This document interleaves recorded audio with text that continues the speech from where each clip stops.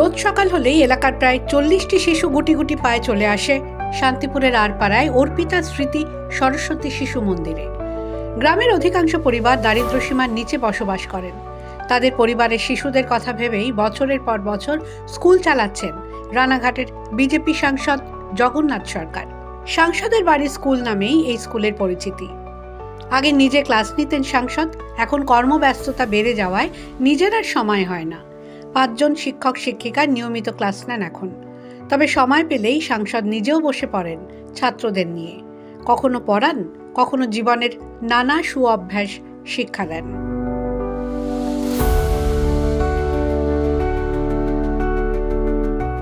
ছাত্রদের পড়ানো বন্ধ আমি করিনি। আমার নিজের খুব সময় কম, ফাঁক ফোকরে যেদিনকে একটু সময় পাই তাদের নিয়ে বসি। তাই সেই স্কুলটা এখনও বাড়িতে চলছে।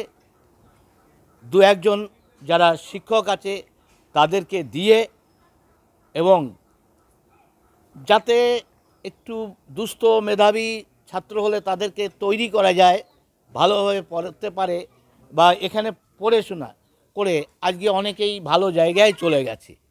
তা সেটাকে এখনও আমি টিকিয়ে রেখেছি। এটা নিজস্ব উদ্যোগেই বলা চলে। তাই সেটা এখনও চলবে। আগামী দিন এর একটা বড় রূপদান করার জন্য একটা ভালো বিদ্যালয় প্রতিষ্ঠা করার লক্ষ্য রয়েছে। সেই জন্য এটাকে ধ্বংস করিনি, এখনও আমি টিকিয়ে রেখেছি।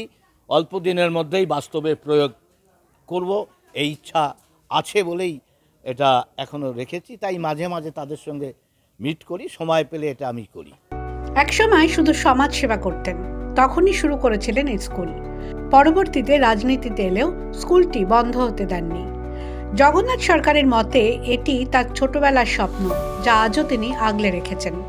ভবিষ্যতে আরও বড় করতে চান এই স্কুলকে।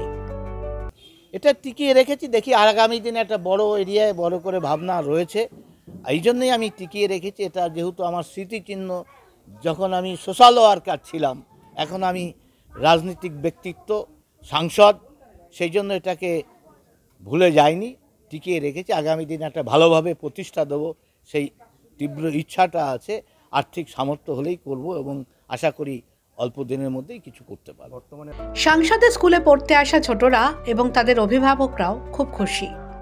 সাংসদের বাড়ি স্কুল আমরা অন্য বেসরকারি স্কুলে যে মাইনা দেওয়া হয় তার থেকে অনেক কমে এখানে খুব সামান্য পয়সা নিয়ে আমাদেরকে পড়ানো হয় বাচ্চাদেরকে। আর এখানে পরিবেশটা খুব ভালো, খুব ভালো ভালো শিক্ষিত মাস্টার দিদিমণি যারা এনারা ক্লাস নেন। প্রয়োজনে কখনো কখনো সাংসদ নিজেও ক্লাস নেন। উনি তো দিল্লিতেই বেশি থাকে, এখানে যদি থাকে কখনো কখনো বাচ্চাদের শিক্ষা দেওয়ার জন্য নিজেও ক্লাস নেন।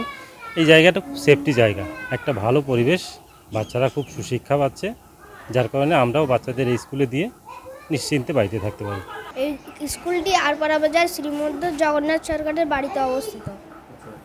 এখানে কতজন ছাত্র রয়েছে? এখানে 31 জন ছাত্র আছে। এখানে কোন কোন ক্লাস পড়ানো হয়? এখানে পিপি থেকে 4 পর্যন্ত ক্লাস পড়ানো হয়। এই পাড়ায় কোনো স্কুল নেই? আছে। আর তুমি এখানে কেন পড়ো? এখানে কেজি স্কুল এটা, এখানে অনেকজন স্যাররা খুব ভালো করে পড়ায়, এখান থেকে কেউ যেতে চায় না, তার জন্য এখানে আমি ভর্তি হয়েছি। এই যে সাংসদ বা জগন্নাথ সরকার এমপি কথা বললে, উনি তোমাদের কি স্কুলে ক্লাস টাস নেয়? আগে নিত, এখনো অল্প অল্প নেয়। স্কুলটি মূলত চলে সাংসদের টাকাতেই। তবে সামর্থ্য রয়েছে এমন কিছু অভিভাবকও স্কুলকে অর্থ সাহায্য দিয়ে থাকেন বলে জানালেন জগন্নাথ বাবু। নদিয়া থেকে কাজল বর্ষাকের রিপোর্ট, দ্য ওয়াল।